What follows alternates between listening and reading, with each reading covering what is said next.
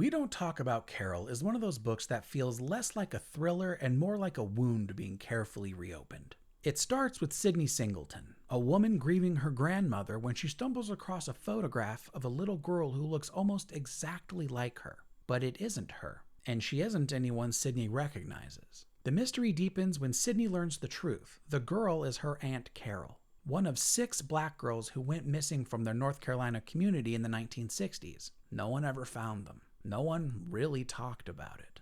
And for decades, that silence has lived in Sydney's family like a ghost that refuses to leave. With her grandmother gone, her marriage quietly unraveling, and the pressure of infertility closing in, Sydney decides she's done being quiet. She wants to know who Carol was, and what really happened to her. But this isn't Sydney's first time falling down a rabbit hole like this. Years earlier, she worked as a journalist on a case covering another missing girl. That case ended in obsession, in a breakdown, in the kind of madness that she swore never to return to.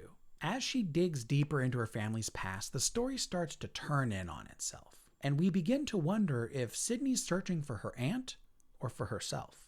At its heart, We Don't Talk About Carol is a story about legacy, the kind of pain that families inherit but pretend not to see. It looks at how silence can rot through generations, and how truth, even when it hurts, might be the only way out. What I liked most is that it shines light on real and underexamined stories. Missing black girls and women, as well as women of all races, whose names were forgotten to time, while also showing the quiet struggles of motherhood, infertility, and mental health.